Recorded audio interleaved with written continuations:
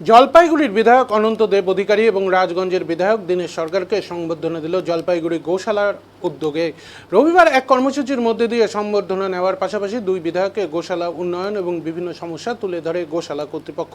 এদিকে দুই বিধায়ক এদিন গোমাতার পুজো দিয়ে গো হত্যা বন্ধ করার বার্তা দেন। গোশালা কর্তৃপক্ষের দাবি তাদের কিছু জমি দখল হয়ে রয়েছে, বিশেষ করে গোশালার জমি দখল করে ট্রাক স্ট্যান্ড করা হয়েছে। পাশাপাশি কিছু জমি সরকারি জমিতে চলে গিয়েছে। সব জমি পুনরায় গোশালাকে ফিরিয়ে দেওয়ার জন্য বিধায়ককে প্রয়োজন উদ্যোগ গ্রহণ করার জন্য আবেদন রাখে গোশালা কমিটি। গোশালার সভাপতি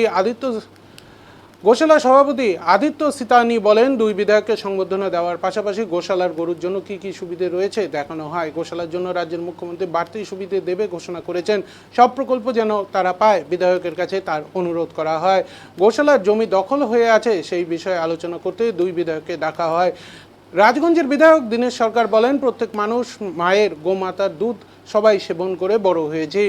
অন্যান্যদের একটি লক্ষ্য, 14 বছর বয়সের নিচে গোমাতাকে হত্যা করা যাবে না, সেদিকে লক্ষ্য রাখতে হবে সবাইকে। গোশালার উন্নয়নে আমরা পাশে রয়েছি। জলপাইগুড়ির বিধায়ক অনন্ত দেব অধিকারী বলেন, গোমাতার পুজো দেওয়া মানেই শান্তি, সবাইকে এটা মানা উচিত। গোশালার পাশে সব সময় রয়েছি আমরা।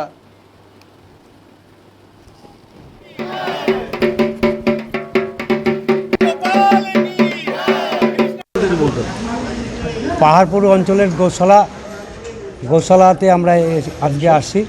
114 গোমাতার পূজা যে করতে হয় সেই জন্য আজকে আমাদের এখানে আসা।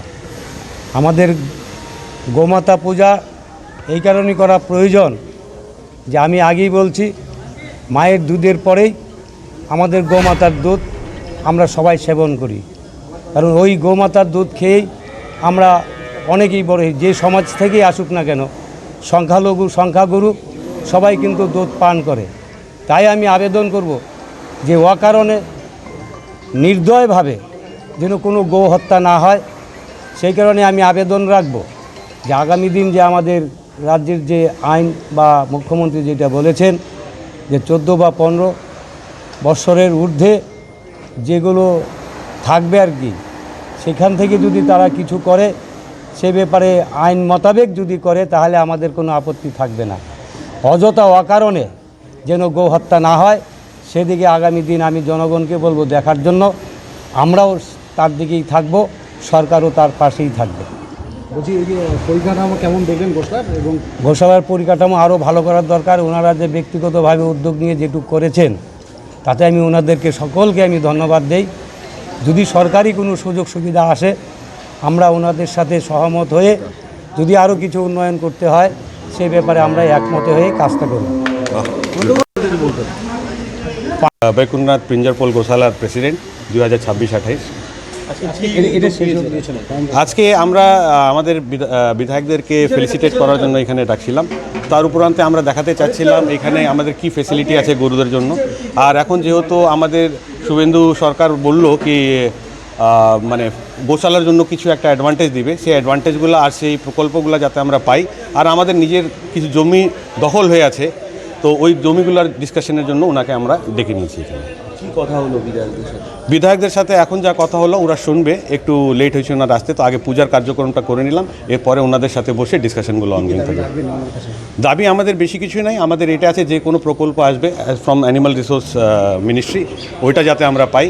2 নম্বর হচ্ছে আমাদের যেই জায়গাগুলো দখল হয়ে আছে সেই জায়গাগুলো যদি আমরা পেতে পারি, আর কিছু ভুল করে ম্যাপে গভর্নমেন্টের কাছে চলে গেছে ওই জায়গাগুলো যদি আমরা রিটার্ন পাই, এটাই আমাদের দাবি আছে।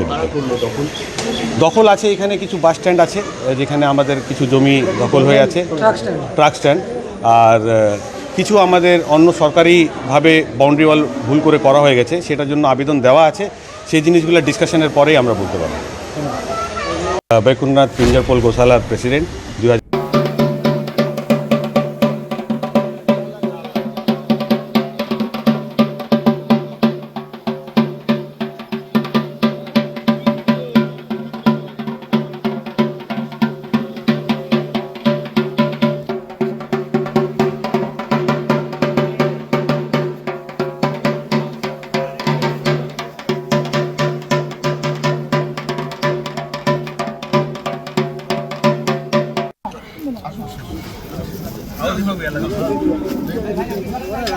বাবু বাবু